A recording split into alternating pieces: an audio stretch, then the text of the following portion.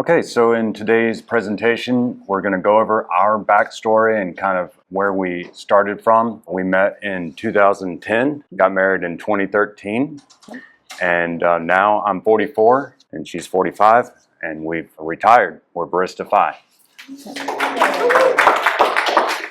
Thank you. So Barista FI is when you don't need to work a full-time job. You work a part-time job just to cover the part of your expenses that your income from investments won't be able to cover. So for example, if you need $50,000 a year and your investments can cover $25,000, then you only need a job that you get $25,000 a year to cover. That's Barista FI. Yeah, short explanation. So our Barista FI is me working as a travel agent part-time. So we're going to talk about some of the simple money rules that we followed to get where we are. I think that's one of the keys to long-term financial success, is trying to keep things as simple as possible. We're going to go over how we saved money without feeling miserable during the process, because there was definitely some moments of misery. We're going to talk about the way that we invested along the way in a way that we could stick with it long-term. We don't invest like the average investor does, but nobody does. Everybody has their own way to invest. There's lots of levers that we can pull. Yeah, there's no one particular right way. It's what's right for you. Our plans going forward are to use Projection Lab to help keep us on track and to kind of make sure that we are doing whatever it is we need to do. We are flexible. If I need to amp up or can step back, Projection Lab can help guide us in those directions. And we'll be talking about our YouTube channels. We each have one. My channel is on finance. Mindy's channel is on everything travel. And we'll share the links to all of this at the end. This is definitely not a sales presentation. I did used to work as a financial advisor. I was terrible at commissions, so I really couldn't make a living doing that. And I wound up working at Domino's Pizza. Which is where he met me. And we kind of merged paths at that point. So we're going to show you some of the services we use. We're not affiliated with them, so there's no kickback for us if you decide you want to use them as well. This presentation is basically to help you guys on your FI journey, and I hope that everyone's able to get at least one thing from the presentation. Please do not record this presentation, because especially in the second half, I'll be pulling up some personal things on the screen that I don't want out there, maybe bank account information and things like that. Yeah, we will edit that and then share with you at the end. Yeah, we'll probably be putting out everything onto the FI website.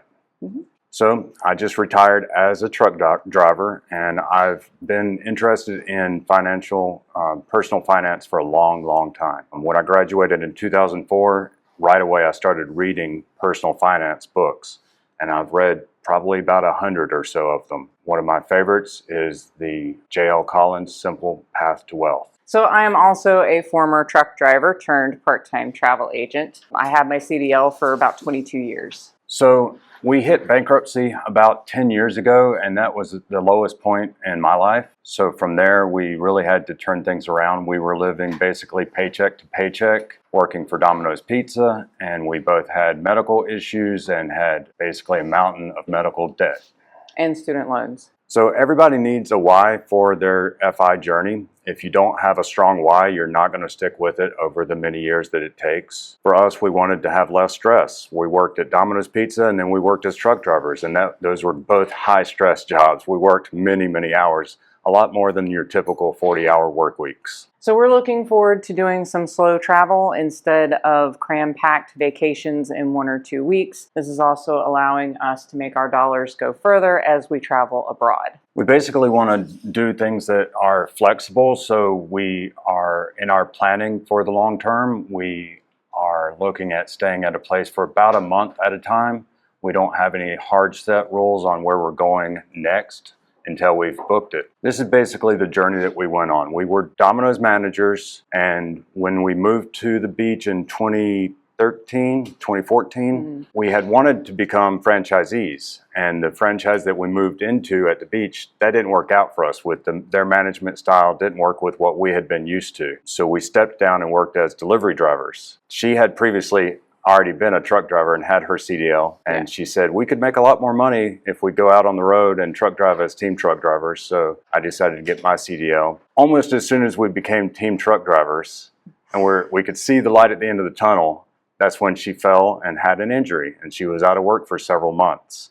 And so I was by myself out on the road as a brand new driver. I didn't know what I was doing, and we weren't making hardly any money that year. So that really pushed us to change. Right. Really lit a fire under us, realizing that we had made some really big mistakes and we needed to get serious if we were going to get from behind that 8 ball. So around that time, 2015, 2016, I got into listening to Dave Ramsey. Many of you are probably familiar with him, and he can be very extreme and drastic. And we decided to go all in on it. Not everyone is going to go as extreme as what we did. After the bankruptcy, we sold our cars, we sold our house, we sold almost everything except for what we could fit into a few boxes and leave at my mom's house. So we were living in the semi. We were living like no one else so we could live like no one else. And we'll get into how we used Skittles for motivation a little bit later. It's my favorite. So in the first couple of years, we were just motivated to be debt-free. Even after the bankruptcy, we were in about $200,000 of debt, and then we sold the house at the beach. That gave us a $30,000 or so profit on that. We put that towards the debt, brought it down, and after we sold that and the cars, it came down to about $130,000. But then for $130,000, we still had to work for about 2.5 years on the road to get debt-free. Yeah. At that point, I had been seriously stressed out, depressed. I had gained a bunch of weight. I was ready to quit and give it up. I was over it. I was over saving money. I was over waiting 5, 7, 10 more years. And so I convinced him, for me to be able to continue to move forward with the plan, is that we needed a house. I needed somewhere to go home to. We needed to change. I couldn't just keep living in the truck anymore. So we agreed to go ahead and buy a house with that 20% down. I was willing to keep working out on the road. He was. Along the way, especially when you have a P2, you have to make compromises. And wait, I thought I was P1. You are now. Got upgraded. So yeah, along the way, you're going to have to make compromises. And this was a fair compromise. If we put 20% down on a house, that was where we both thought we could be long-term. And when we bought the house, we thought we'd be there for the rest of our lives. After that point, I started feeling better, and we were still trying to buckle down and make every dollar count. So we weren't just frivolously spending. I managed to furnish the house mostly through Goodwill and Facebook Marketplace and things like that. So I didn't buy anything brand new, and we were putting every extra dollar we had into our investments. So we were powerhousing that more than the standard 15% that most people do. I think we were roughly around 30, sometimes more, depending upon the year. During those years 6 and 8, yeah, we were investing around 30% of our paycheck. And we were basically maxing out our Roth IRA. Then we were also contributing at least up to the company match with our Roth 401ks. And anything extra we had after that, we would put either towards the house or try to fill up the Roth 401k. At the time, with the Roth 401k, I believe we could put in up to $20,500 a year. So we were each doing that. And then with the Roth IRAs, $6,000 or $7,000 a year. So years 9 and 10, here we are, we're finally ready to start making that transition, right? And sometimes Zach was telling me, I don't think we're ready. And I'm like, I can't handle, I don't think we're ready anymore. I said, so stop telling me, unless you can tell me I can retire. Well, then we can talk about this again. So at one point he pulled up, he had gotten Projection Lab and he was putting all the numbers in, and he played with this for months. Before he finally showed me, because he didn't want me to get excited. Because he knew the second I saw that success rate, I was going to put in my notice and I was going to be done. And he's not wrong. So at that point, he was finally satisfied with everything that he had back tested with Projection Lab, and he felt confident enough to show me. When I saw it, I helped fire away some other what if scenarios. We plugged it into the system, and it still showed that we were safe to go ahead and move forward with our plan. So at that point, I readied my notice. So along the way, we did think about other ways to invest. We had a rental property for a period of time, which was originally had started out as our primary residence. And when we decided that wasn't working for us, and we were looking at the end of our journey in the working world, we decided to go ahead and get rid of our properties which we closed on last year, both our condo and the primary house that we had in Florida. We sold those last year. And so now we have an apartment, and the apartment lease is up at the end of this month, which is why this is when we're retiring. Otherwise, we would have gone ahead and done it last August when we looked at it in Projection Lab. Along the way, I wasn't using Projection Lab all these years. I've only been for the last maybe 2 years using Projection Lab, and I've really fallen in love with it.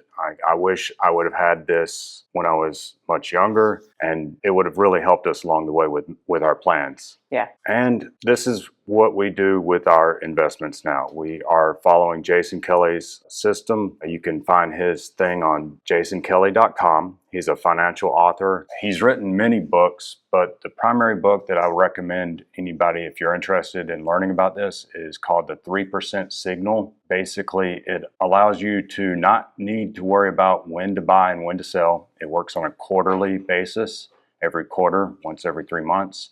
You just check it and run a simple equation.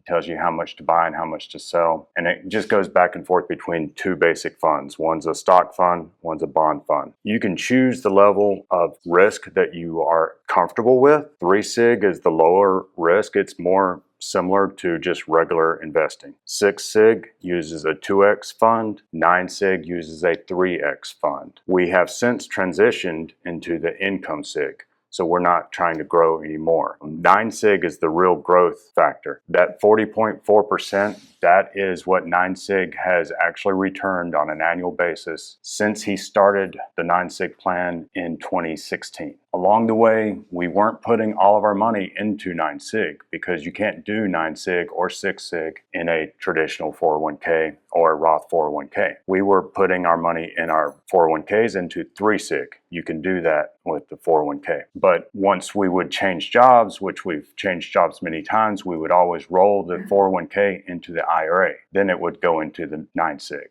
And so we've really been able to have some good returns with that. One of the things I do want to add about the Jason Kelly system that I liked personally is that it was a low maintenance kind of thing. It was 4 actions a year, once a quarter, and it wasn't about trying to project what was going to happen. So we're not worried about what's going to happen next month, next year. We are reacting to what happened behind us. And that made it easy. And we weren't trying to, watch the stock market every day.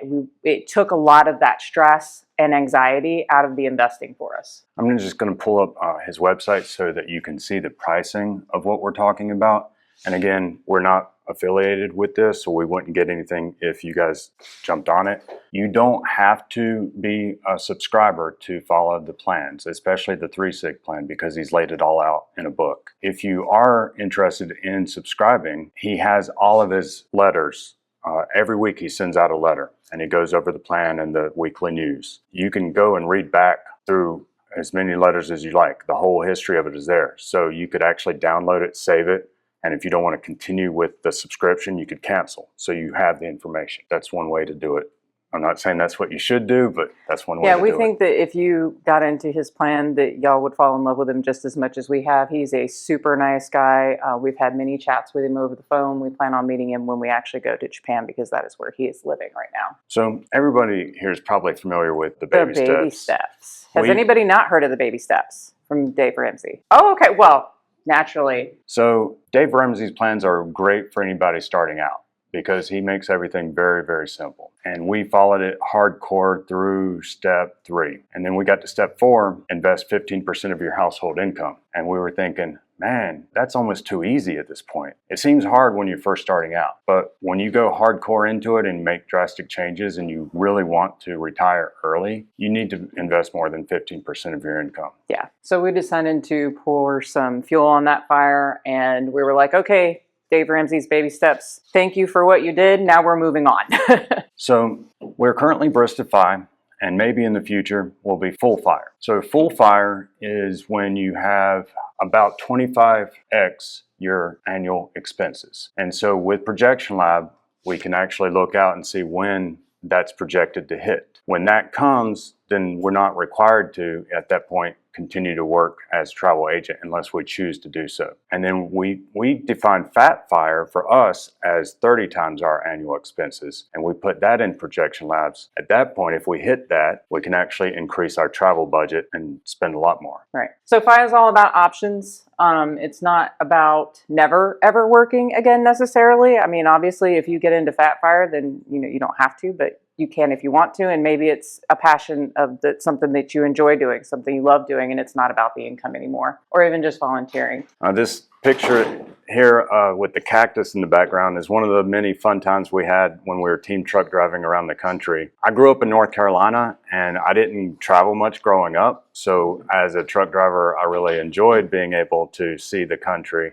A lot of times when we were done for the week, we would stop wherever we were at, maybe get a hotel and go explore the city. We talked about possibly in retirement getting an RV and just living like sometimes Penny travels in an RV around the country, and we would have loved to do that, but we've had enough of those days being stuck into one tiny little truck. So we're going to adventure overseas for the first time. Yeah. We've been to Mexico and the Caribbean, but never overseas. Right. And, I've been to Canada for work, so we're excited about getting to jump across the pond officially. Just a little bit of background for me. I have traveled a lot as a child. My parents moved a lot. My dad was a traveling sales rep. So I've seen a lot of the country even from that. And so it was a lot of fun getting to experience it through Zack's eyes for the first time. The wide-eyed kind of just awe of it all. It was a lot of fun getting to do that with him. A fun fact about this cactus. Did you know that for a cactus to start growing an arm, it has to be 100 years old? It's pretty neat, right? So if you're going to try to follow the FI path, your FI journey, one of the first things you're going to have to do is know where your money goes. You can use, like we did the first many years, we were just using spreadsheets because I'm cheap. I didn't want to pay for any kind of software. He's being modest. we have been for this past 6 or so months using Monarch along with the spreadsheets to help us see where our money's going. I don't know if I'm going to stick with it, but if you do use a software to track your money, Monarch is a great one. You want to look for the big leaks, not just the tiny cuts. A lot of people say cut back on going to have coffee or something like that. Instead of that, you really want to look at cutting the big things like your housing costs. Like Ben talking about living in a vehicle, right? Being able to travel around. How much would that save you by not having to pay for a house? Or rent. The way we do our budget is very radical and different than most people. We pay our credit cards off every week, and then we have a monthly net worth update where I put all the numbers in and then present it to her. So it's all about building that safety net. We save the emergency fund first. In part of the baby steps is that initial $1,000 to get you going, give you that little buffer, and then 3, 6, 9 months, whatever you're comfortable with for your buffer. Yeah. So for us, for the first couple of years, it was just the $1,000 back in 2016. That cuts it pretty close if you have a car breakdown or something like that. Now with inflation, you should start out probably with closer to $2,000 or $3,000 if we're being honest. And then after that, after you've paid off some of the worst debts and you start going down the road for several years long, you probably want to have 3 to 6 months of your expenses saved up. For us back then, that was about $15,000 for many years. Once you get into actual being financially independent, your FI, you can still keep that set aside. For us, we're just basically going to roll that into our overall portfolio.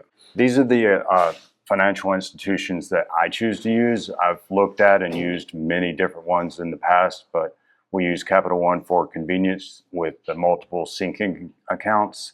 It just makes it super easy to transfer money back and forth between all the different things that we're saving for. And if you haven't heard of Raisin, definitely check it out. They almost always have the highest interest rates. So after you've got your emergency fund in place and you know where your money's going, then you definitely want to focus on paying off the debt, especially your high interest debt. You're going to want to line up your debts in the order of either the highest APR first or the lowest size of debt. You're going to attack the one at the top of the list, and you're going to attack it with everything you have. If you really want to be financially independent, get after those debts like your hunting for food and you're starving to death. All the other things, other than the top one, just pay the minimum on. And I'll let Mindy tell the story about the Skittles. So this is a real picture of our bag of Skittles that we started when we started our debt relief journey. I like visual things. I also like to be rewarded when I do a good job, because who doesn't, right? And we all like to see progress. Well,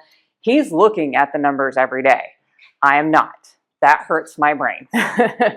So he came up with this cute idea. He put all these Skittles in here, and there's one Skittle represents $1,000. So every time we would lower our debt by $1,000, I got to have a Skittle. Okay? So this was a really fun way to literally eat our debt, right? It was visual, it was fun, it was exciting to see how many Skittles I was going to get that month or whenever we were doing it. And let me tell you, that last Skittle was the best one of the bag. Was the best one of the bag. It had been in there the whole time. I don't know how old it was at that point. I didn't care. It was the best one.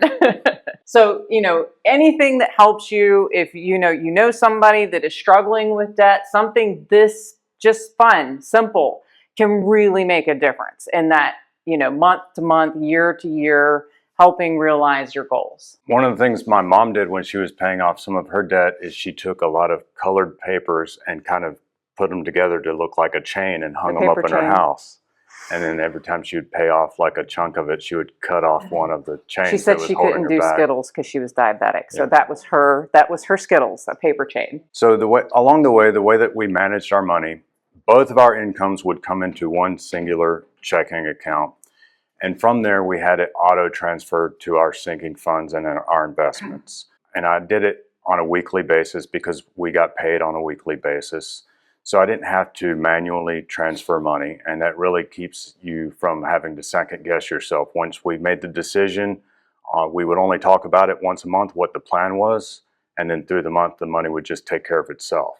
That way we weren't also tempted to be like, oh, we got a good paycheck this week. Maybe we should buy a thing, pick a thing, right? Or do a thing, pick an event. That helped keep us on track. The more things that you can think of that you might need a sinking fund for, the better. As you get closer to FI, you might want to start simplifying.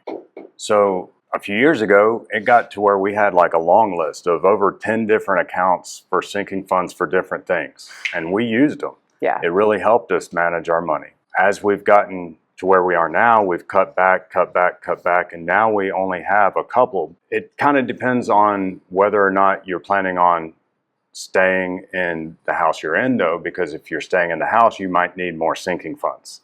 We're selling our house. You might want to continue, a roof fund, an AC fund, or just general repairs.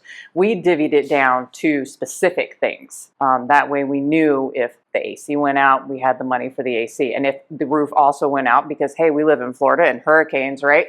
We'd have the money for that as well. And especially if you have a P2, I cannot say for us how important it was to have a sinking fund specifically for fun things like travel. We all see things on social media that we want, and we would each look at vacations and cruises that we wanted to do. And almost every day she would be asking me, hey, can we go do this cruise or that cruise? And eventually we put it to a sinking fund, and she didn't have to ask me anymore. She could look at the sinking fund and see whether or not we had enough in it for whatever she was wanting to do. And that was her answer. Yep. And when I had enough money, I could book it. Those little bits of happiness, having something to look forward to really helped. Once we got out of the worst of it and we were maximizing our money, we had a really good job through most of the pandemic and a little after. We would have rode that gravy train for a lot longer, but the route got sold out from under us. It was no longer feasible for the company to keep us on. We were going back what they call deadheading. If you're not familiar with that term, that means running empty miles. Empty miles are very expensive, especially for a team truck, because you're not paying one driver, you're paying two. But we ran that route like crazy, and it was a really cool gig. Every 5 to 6 weeks, we could take a full week off. So we were using that high income, and every 6 weeks we were going on a cheap cruise. So we were just having that to look forward to, and all the other money went into investments. During those years, 2020 through 2024, we were taking a vacation every 6 weeks. And at that time, we thought we would continue to do that until we were full FI. Yeah. We weren't planning at that time to be Barista FI. Nope. It wasn't until that route got taken out from under us, we came off the road. Now we're making much less money, but we hate our jobs. We were miserable. Yeah, so with that route, it was a really unique route for team drivers. We were able to be home every single weekend for a full 2.5 days. That's unheard of in the trucking industry, plus having those 5 weeks, 5 to 6 weeks on with a full week off, that is unheard of. Plus they were paying us an arm and a leg for what we were doing. So we were really willing to ride that out to fat fire all the way, because it would have taken us but a few years to have gotten there. But unfortunately, that happened, and I was not going back 2 months on the road. That is not a fun life to live. If you're wondering what company that was, it was Mohawk. So they're not a trucking company. That's why it was such a unique position. They're a flooring company. Yeah, we were hauling flooring for the company from North Carolina where they made it. We would bring it down here, and they were putting it into all the hotels and everything. Yep. The symbol down at the bottom, that's M1 Finance. We try to use that because it helps with making the smart move automatically. So with M1 Finance, when money goes into it, it's a pie, and it's automatically going to put it towards the investment that is the lowest or needs the money to get up to the target. So when you have a investment in a portfolio in a pie, let's say you want 30% of it to be in SPY, for example, and it's gone down. So when money goes in, it's going to fill it up to that 30% mark, and then it's going to look to the other slices to see what needs to be filled up. And it works the opposite way when you're pulling money out of it. So when we start to withdraw money from it, it's going to withdraw first from the slices that are overweight. We've kind of been going over much of this already, but I'll bring you to point number 4 here on this, is that I'm always looking to save money. So almost every time we go anywhere, I'm looking for upside or in-kind or AAA or Groupon. And yes, it gets annoying. Yeah. In case you were wondering. But over the years, we've definitely been able to save hundreds of dollars doing that. It's been absolutely worth the annoyance. Hundreds of dollars per year, I should say, actually. Yeah. There's Jason Kelly's book, The 3% Signal, and his website. With Income Sig, I will say we deviate from the plan. When you follow Jason Kelly's investing system, you don't have to follow it exactly the way that he says to follow it. With the way that we do it, we have reduced the amount that we're in on the aggressive part of the plan. The aggressive part of the Income Sig plan uses TQQQ, which is a triple leverage, the NASDAQ 100. In his plan, he uses 30% of the pie is in that, and I felt like that was too aggressive for me. She would have stayed with it. I would have stayed with it, mainly because we've been following Jason Kelly's plan for years, basically since we met and we started doing any kind of investing, and it never failed us. And that was my argument. Like, why change something that has not failed us? Well, player 1, player 2, right?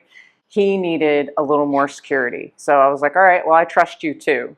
And your happiness is just as important. So I allowed him to make those adjustments. So I reduced the slice of the pie from 30% down to just 10% and increased the other 2 slices of the pie, basically looking to be closer to that of a basic 60-40 portfolio, 60% stocks, 40% bonds, but hopefully producing more income than a basic 60-40.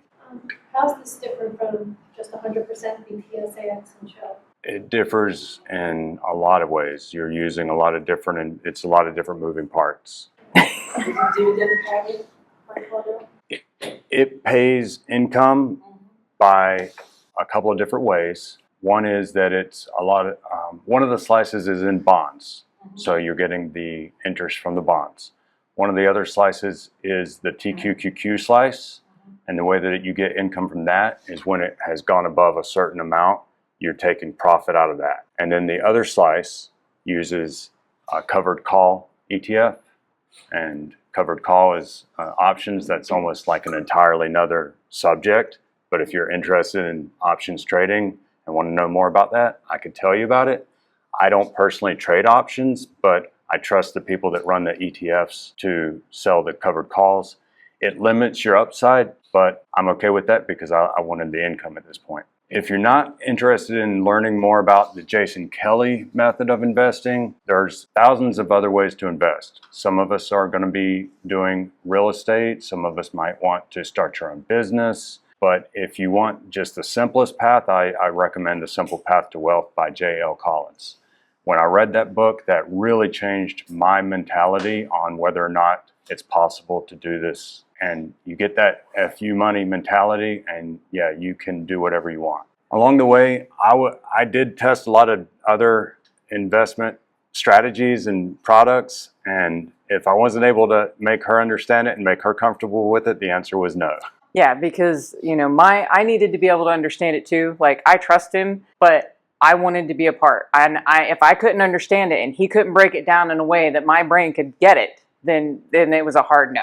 And he had to find something else that worked. And I will say this, that with the basic 60-40 portfolio, everybody has heard of the 4% withdrawal rate, or most of us have. With Jason Kelly's income plan, there's no guaranteed amount that you're going to be able to withdraw from it. But it looks like from the way that he's been running it, you're easily going to be able to get 6% or so. He's been showing with real numbers that he's been getting more than that. So sometimes it'll be more if the market's doing really well. And if the market's doing bad, obviously it'll be less. So when it's higher than expected, the idea is to set aside a sinking fund for when it's low, right? So, you can be crazy and you can spend it all. I mean, you have that right? But then you may have to pick up a part-time job if the market's down for a little bit. So the recommendation is to siphon that extra money off to the side for a rainy day. Specifically for Income Sig. Right. Not for the growth. The growth plans for are Income different. Sig, yes.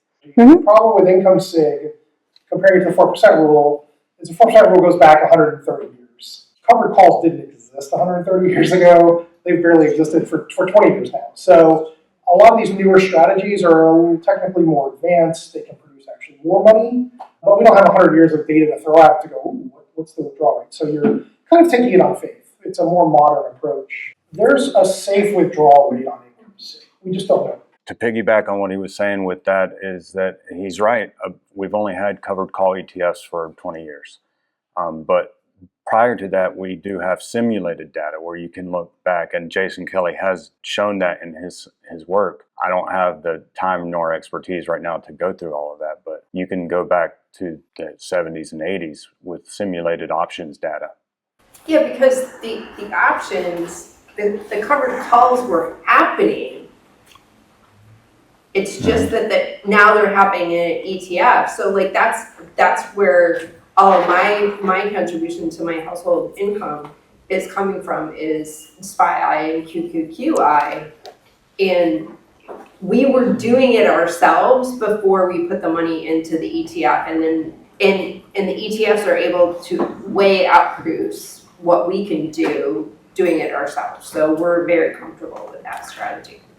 And when these ETFs were first released about 10 years ago or so, or 20 years ago, they were released by smaller companies than the companies that are getting into it now.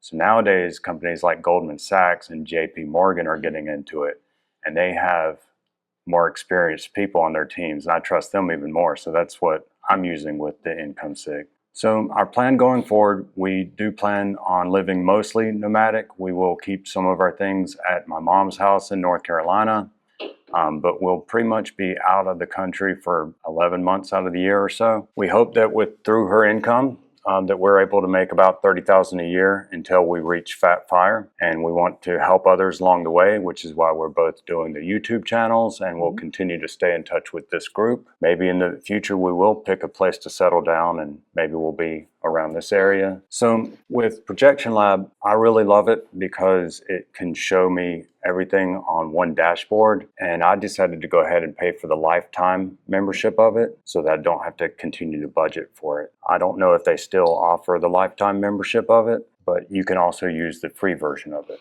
This is the current pricing. And in the next segment, after we take a break, we'll get into the Projection Lab. All right, guys, that was part one on our presentation for how we became Barista FI and how we're using Projection Lab. Stay tuned for our next episode on how we use Projection Lab.